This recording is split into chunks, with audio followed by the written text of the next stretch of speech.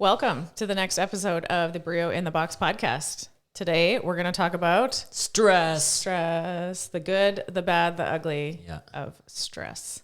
Everything about stress. So let's start with what is it? When we say the word stress, what do we mean? That's a term that gets tossed around a lot. Technically, it's any disruption to the homeostasis of your physical or mental state. So like homeostasis is your balance. Right. So when everything's just like operating and balanced and everything's good, anything that's a perturbation from that baseline there you go. Is considered a stressful event in the body. Okay. Not all stress is bad. Right. We tend to toss that term around like it's exclusively negative. Like we're always trying to like reduce stress, eliminate stress. But some is helpful. Some's even necessary. Mm-hmm. I think of the analogy of like when they tried to grow trees in a biodome they were never exposed to any wind. Mm-hmm. The trees didn't grow strong enough and they just fell over. So that's sort of like humans are a little bit the same. You kind of have to be exposed to some stresses or, something that's not an ideal condition for you to grow and adapt and be a stronger, better, more robust. So you don't just fall over. So you're not just a big, useless, watery bag of meat that just tips over, basically. Yeah, with a gust of wind.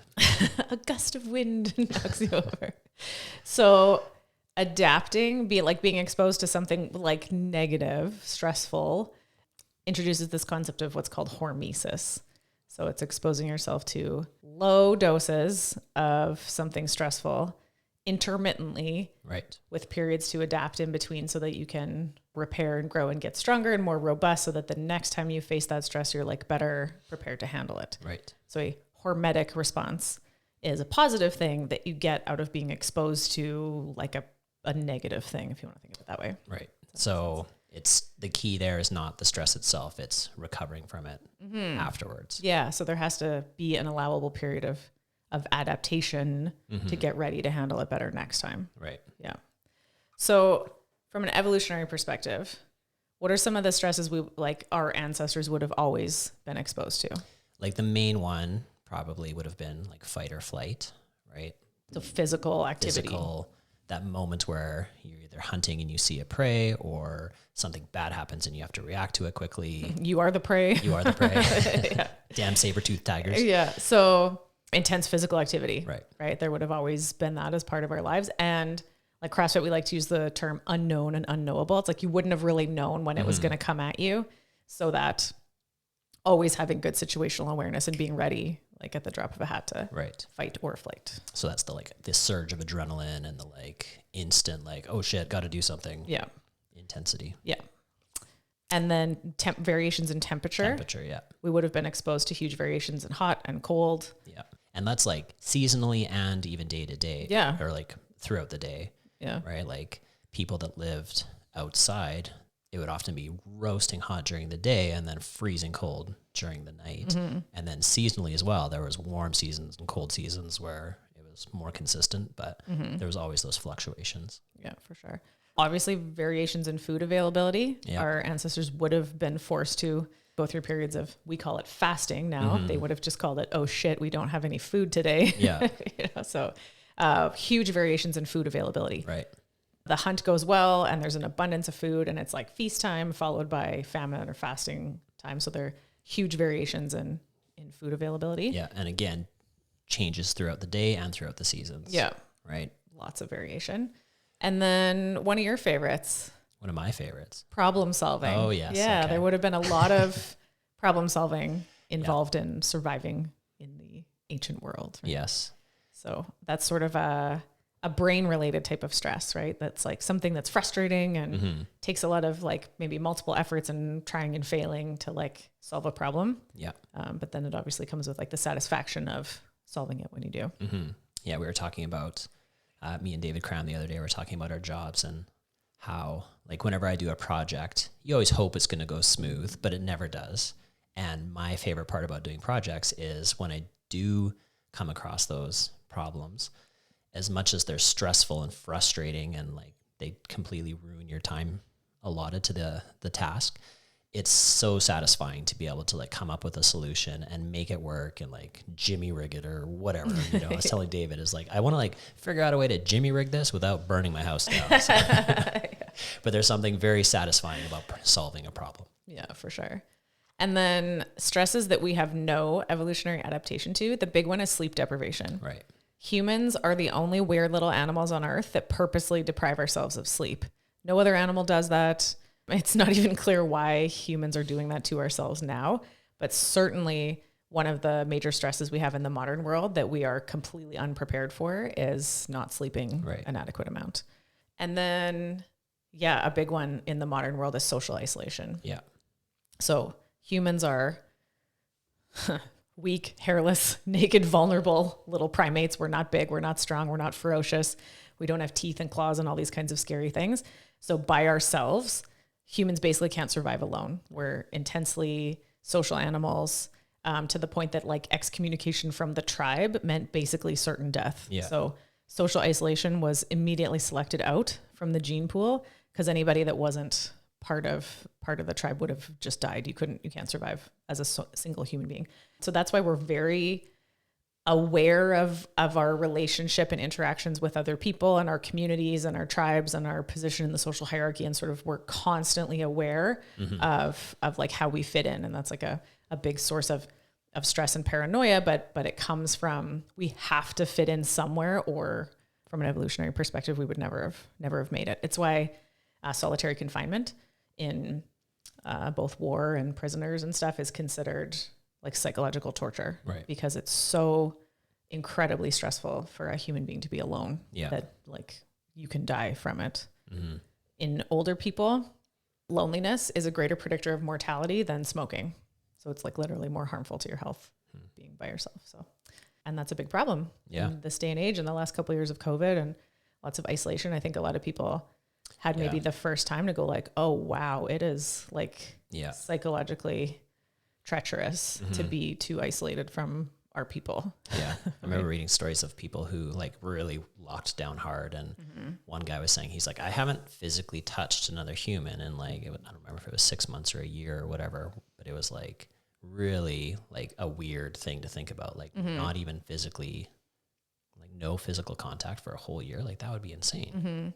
What's interesting about that, so we would think of loneliness as being an emotional experience, I think. Like people would think of that as like a psychological thing, but it has physiological effects, which I think is super interesting. So when you're around more people, other human beings, it upregulates your immune system, which makes sense, right? Because the more people you're around, the more potential like pathogens or, germs or things you're going to exchange with other people.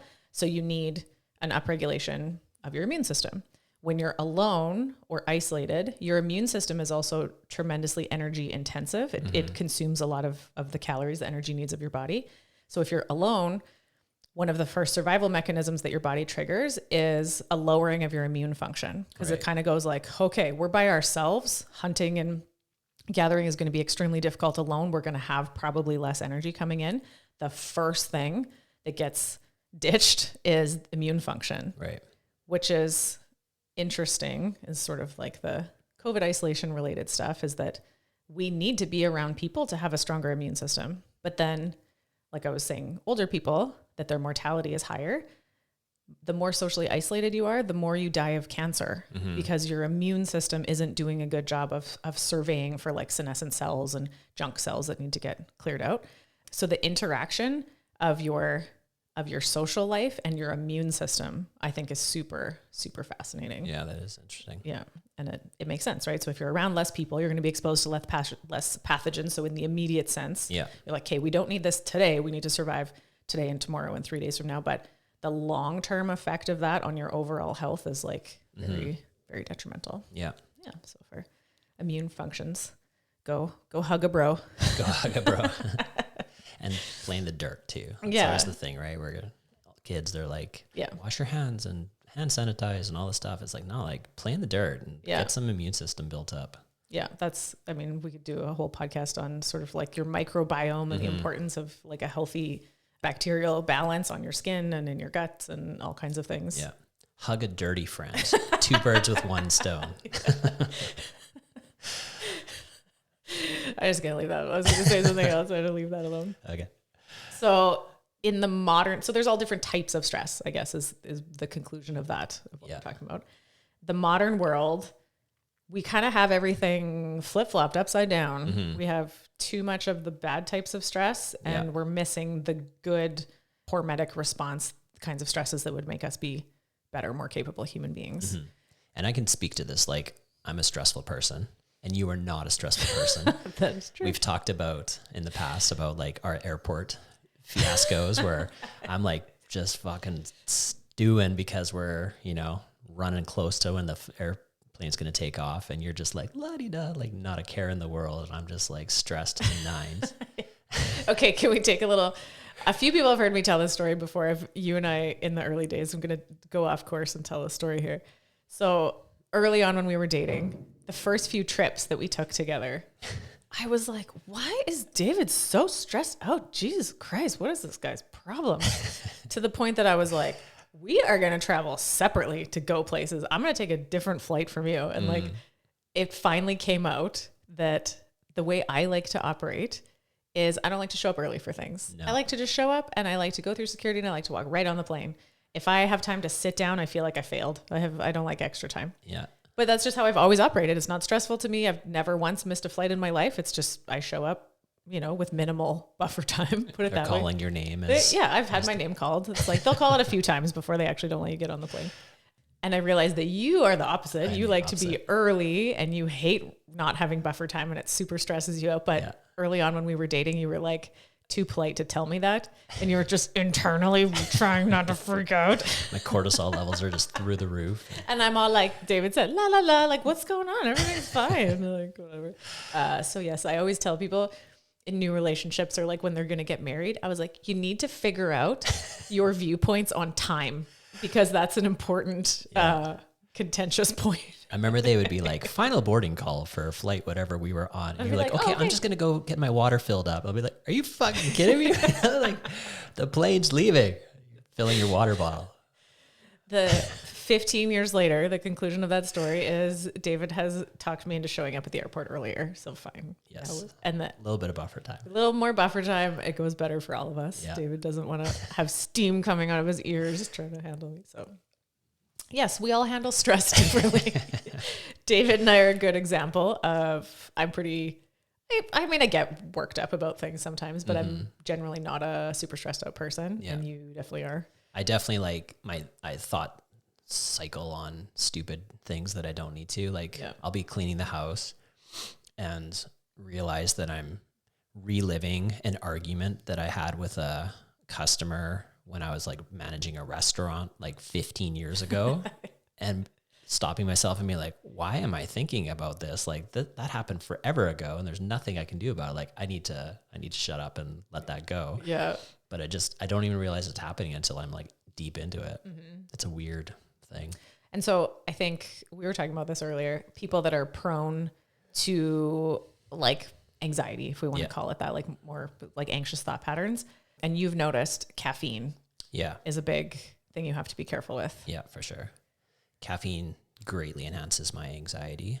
And it also it not only increases my anxiety, but it also affects my sleep patterns and stuff. So I have one coffee in the morning because it's kind of a balance, right? I know that caffeine's not great for me, but I really enjoy the ritual of having a coffee and it's part of it's also part of my daily routine and happiness. So I kind of know that I just have to be aware. And sometimes if I feel myself getting easily agitated, I know it's just better if I have some food or something with it, but I definitely can't have more than one and it has to be done before noon or it'll start to negatively affect my sleep patterns. Yeah. Okay. So you're already kind of touching on it. Let's talk about physiologically what's happening when we're getting stressed out. Yeah. So stress, the way we typically use that word, is an activation of the sympathetic nervous system, one of the two branches of your autonomic nervous system that is your fight or flight response. So from an evolutionary sort of genetic perspective, your body senses something stressful is going to happen. That almost always meant something physically stressful was going to happen, which is why we call it fight or flight. You're going to have to do something physically demanding. Right. So the physiological effects are a narrowing of your visual field. So it narrows your focus, your ability to concentrate directly on one thing. It elevates your heart rate. It causes vasoconstriction, which increases your blood pressure. So like sort of the rate at which your blood is flowing around the body and the pressure with how it's doing that. Signals your liver to spit out some glucose. So your blood sugar will go up independent of eating, which in the glucose group that I ran in March, several people noted that under like emotionally stressful conditions, like, you know, getting the kids ready to get out the door in the morning or whatever causes a blood glucose spike, even when you haven't eaten anything. So that's coming from your liver, and all those things make sense. There's nothing, if you had to fight or flight, that is exactly what you would want to have happen. Elevated heart rate, more fuel available, vasoconstriction, and focus your visual field. If you're in that state all the time, right? So that's going to save you in the moment. It's going to get you out of the life-threatening situation that minute. But if you stayed like that all the time, well, obviously those things are long-term net detrimental. You have high blood pressure and high glucose and damage to the endothelial, the lining of your blood vessels and all that kind of stuff. So things that are adaptive in the short term are maladaptive in the long term. So when you have an activation of your sympathetic nervous system and you get yourself into the fight or flight state, you need to have some strategies to get out of it. Right. Right. You were kind of touching on like, when you recognize that it's happening and you're in this thought loop and you're like, what am I doing? Yeah. This is where exercise is so important. And the modern person has too much of the chronic stress and not enough of the like beneficial stress. So they're sort of trading the good for the bad. So like recognizing that the physical situation that your body triggered is preparing you for physical activity. Right. You need to like let that play out. I always think of it as like, there's sort of this dump of glucose and hormones and stuff into your bloodstream. You need to let that discharge in the way that your body was prepared for, which is do something physically active. Right. So you're stressing about your girlfriend from high school, go for a walk, go do some squats or something like that. And I mean, where we see that play out the most is in first responders that have tremendously stressful jobs, and the research that's coming out on the importance of physical activity for first responders for their mental health and physical health. And I mean, my big soapbox thing is that mental health is not separate from physical health. Your brain exists in your body. It's an organ in your body. It's weird that we even think of those as two separate things. But part of caring for your emotional health is caring for your physical health. And I think with first responders, like the good thing is generally in those high stress moments, they are physically doing something. They are like helping somebody or like fighting a bad guy or whatever. But then there's the after effects, right? The like, you know, mental side of calming yourself down and like being like, okay, like that was a thing and that was real and that was pretty stressful. And, you know, even though you're doing some physical activity, you still need to like de-stress afterwards. Yeah. So then aside from sort of discharging all those chemicals and glucose and everything, then we get into like, you're trying to activate the opposite, which is your parasympathetic nervous system, which is your rest and digest, which most people recommend meditating, some kind of meditative practice. Not everyone can meditate or finds that helpful. I'm kind of one of them. I mean, I realize that meditating is good for you. I don't do it, but I'll be honest. I've tried meditating. I gave it like a good couple of months of following a program. And with meditation, it seems like it's all about like learning to let go of your thoughts, right? Where you're thinking about like calming breathes, or you're focusing on your breathing, or you're thinking of a tree, and they're kind of like guided meditation. They're really like trying to distract you from the like the thought pattern that's going on in your head. And I think that's great. And if that works for people, awesome. But I think another way of doing it is giving yourself some like quiet contemplation time and basically analyzing what you're thinking, right? So if you're going down this thought loop, like I was when I'm cleaning the house or whatever, and you can be like, okay, wait a minute, why am I stressing about this? Like, why am I thinking about this? And you can be like, this isn't serving me well. I can let this go, right? Yeah. And you just acknowledge it and try to like move forward. And then same thing with your next thought, right? If you're thinking about something and you're like thought looping on it, and you just have to like stop and be like, okay, like this is something worth like diving into, and I'm going to like really just spend some time analyzing this. And like, you know, maybe you think about the worst case scenario if that thing was to happen, and you analyze like how bad could it be? And that'll hopefully allow you to sort of like, you know, relax a little bit about it and sort of come to terms with, you know, possibilities that it's not a real concern, or it's not serving you, or whatever. Mm-hmm. And I think there's something to be said for like, you're supposed to have negative emotions. I don't think it's normal to always just like run away, clear your mind, push that out of your head. It's for like, sure. And this is something we try to instill with our kids, mostly with Atlas, because he's the older one. Yeah. If you're feeling bad about something, you're feeling maybe guilty or upset or bothered by something, it's like, the solution isn't just don't feel that way. Yeah. It's go all the way through. This is what we always tell them. Go all the way through the feelings. Mm-hmm. Don't push them away and ignore them and turn your back on them. Go all the way through the feelings and figure out why they're there. Maybe you're ruminating on a conversation you had with a coworker and it didn't go well or something. And you're feeling bad about it in one way. Maybe you said something that you shouldn't have and you feel like a little bit of guilt or shame. You should feel that and then let it spur the action of maybe you need to go apologize to someone. Yeah. Or maybe it's the opposite. Maybe they said something and in the moment you didn't stand up for yourself and you're feeling continually bothered by that. And instead of letting it fester, maybe you need to go address it and just say, hey, I was really bothered or upset by the way you said this. Can we work that out? Like, right. Not all bad feelings are to be ignored or suppressed. Absolutely. Go all the way through them. Something that's super helpful in getting out of the fight or flight is just breathing exercises. So even if you're not a meditate-y type person, literally changing the way you're breathing will cause physiological changes in your body that are sort of the opposite of those stress responses. So nasal breathing, your nose or sinuses is the greatest reserve of something called nitric oxide in your body, which is your major vasodilator, which relaxes your blood vessels and lowers your blood pressure and allows your blood to flow more calmly. Right. So nasal breathing is super important. You can pay attention when you start to get into a panic or stress mode, you'll almost generally mouth breathe. So taking some time to sit quietly and take like 30 deep nose breaths can help get your body physiologically, lowers your blood pressure, lowers your heart rate, gets you back into like a more calm state. There's something called box breathing that I really like, which is you take a 4-second inhale, you hold for 4 seconds, 4-second exhale, hold for 4 seconds. And so you breathe in this box pattern, 4 seconds in, out, in, out. I do that at night quite a bit while I'm laying in bed. I just find it like really calming and helps like knock me out to sleep right away. But you could do it at any point in your day when you're feeling like the stress levels are rising too high. So just some good breathing exercises. Right. The mind needs time for quiet contemplation. So if the first quiet moment of your day is when your head hits the pillow at night, and then people will be like, oh, my brain is just, I can't turn my brain off at night. Like I can't sleep. There's too many thoughts going on in my head. Well, then you need to schedule some time for some quiet contemplation somewhat at some other time in your day, not at night. Yeah. People, meditating is one, but like people will find it very peaceful to like a quiet walk the dog around the neighborhood in the evening. Right.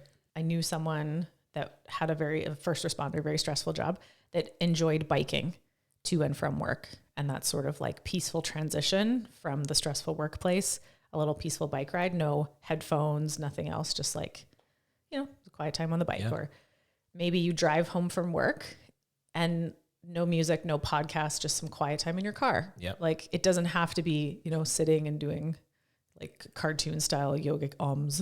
Like you can find moments of quiet contemplation throughout your day. Yeah. And the key there is to like let those thoughts go, but not in a negative path, right? Like don't let them make you more anxious and more stressed out. You need to like address them and let them go, or just like think it through and try to use it as a tool. If it seems like life is all bad, lots of people really find value in like a gratitude journaling, or maybe it's just like a mental sort of checklist you go through, but just reminding yourself that not everything is terrible. Yeah. Like whether that's a daily practice in the morning or the evening, or like between work and home, or, consciously reminding yourself of all of the good things that you're grateful for too. Yeah. That'd be really helpful.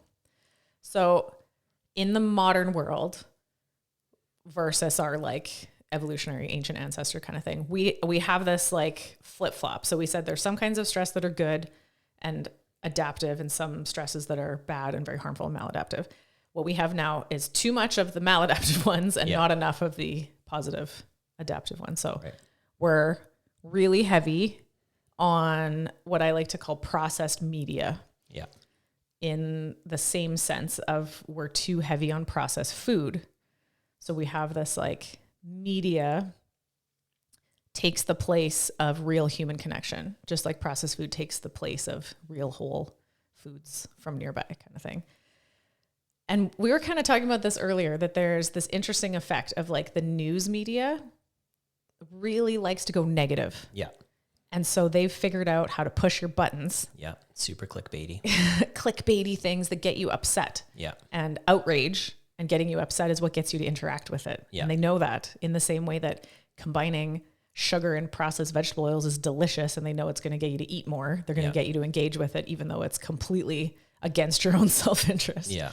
So the news media tends to be super negative. Yeah. Convinces you that, oh my God, the world is ending and it's war and it's, you know, people are dying and it's disease and everything is the worst. Mm-hmm. When actually, if you look at the stats, we live in the most peaceful times ever for humanity. And like, not that there aren't things going wrong, but for sure, versus history, things are basically the best they've ever been. Yeah.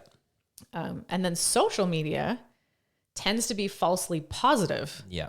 Because everybody just posts their highlight reel and they're filtered, whatever. And so if you engage in too much media, the news, and I heard it called the conservative cinematic universe of like sort of the Fox News, where it's like, that's not real. Like it's like a cinematic universe of like entertainment happening.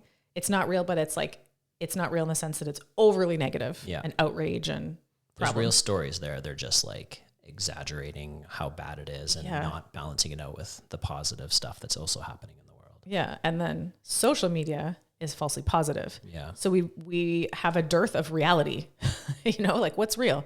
Well, I guess what's real? It's kind of boring. What's everyone's real daily lives like? Pretty boring, a little bit stressful, a little bit fun. Yeah. But like, that's not engaging. Yeah. The news is never going to do a story on that. Mm-hmm. No one's ever going to post about like, hey, I like got up and I went to work and then I came home today. Yeah. Cool. Did some laundry. That didn't make the news. It doesn't make the news or the social media. So, and like, so we were talking about how humans are intensely social animals. Yeah. And we need to be connected to other human beings. But all this media, processed media, is like it's like fake connections. Yeah. We're aware of other humans. And frankly, we're aware of way too many other humans. Our brains are not equipped with the concept of billions of humans. We're like 150, you know, small communities, tribes kind of thing. Yeah. Well, I think like the global, you know, connectivity is good in some ways, but terrible in other ways, right? Like you'll hear about some, you know, poor case of some kid on the other side of the world who has this tragic disease. And you can't help but feel like empathy for that poor soul. But if this was like 100 years ago, you would have no idea that was existing. It's super tragic and it's unfortunate, but you would be concerned with your tribe, your group of people. And when something bad happened, you could contribute and you could do something to like make it better. Whereas now we just hear about these tragic stories on the other side of the world and there's nothing you can do about it. Mm-hmm. You can't problem solve. You can't make anything better. Like best case scenario, you can throw some money at a charity or something like that. But is that really making a difference? Who knows? Mm-hmm.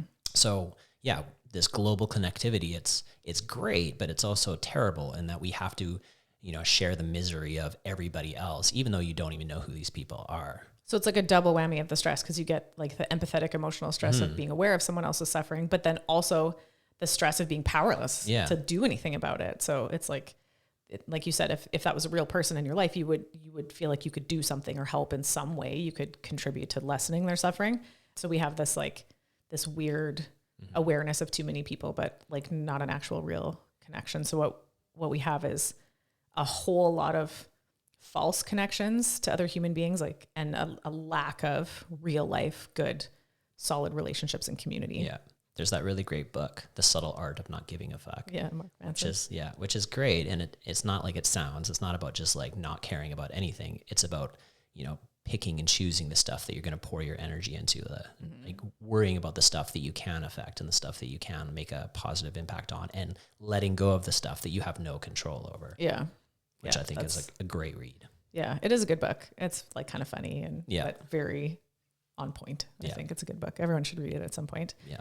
So I think the analogy is like in the same way that we have people that are both overweight and undernourished, where they've consumed too many empty calories and not enough nutrients. We have the same thing with like our connections to other people.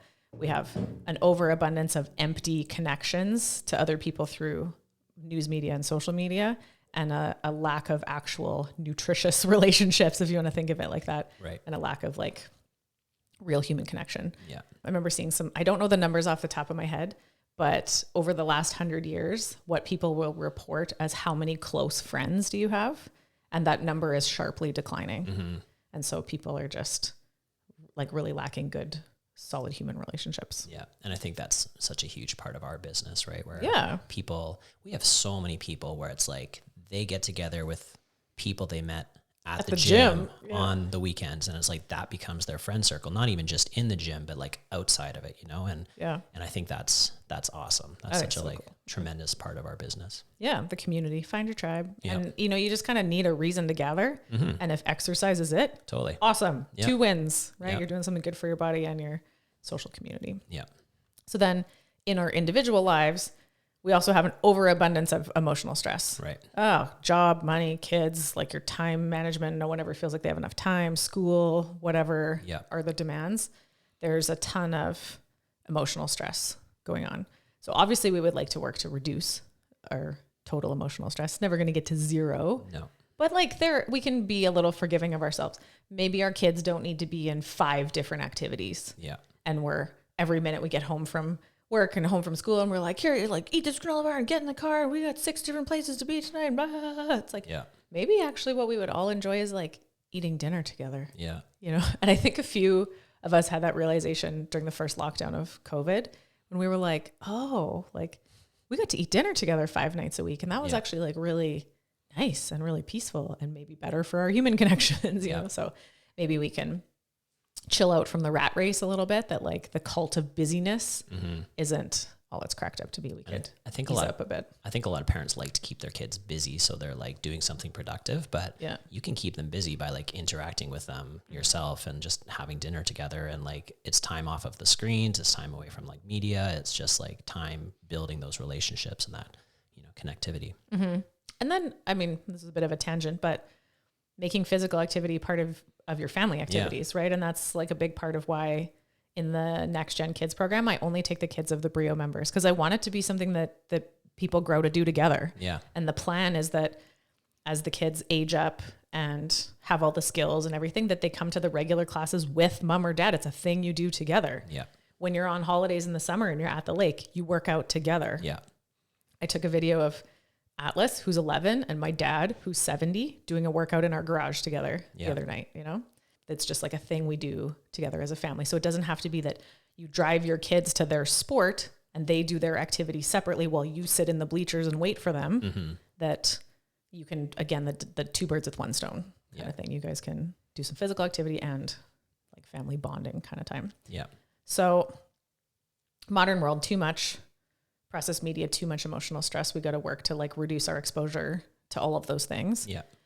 And then what we have a real dearth of is the adaptive positive types of stress. We have a comfort problem. Right. We have an excess of comfort. Yes. We exist in a perfectly climate controlled 71-degree environment at all times, and food is available every minute of the day. Yeah. And you never have to get off your butt for even a second to survive in the modern world if you don't want to. You can have your groceries delivered.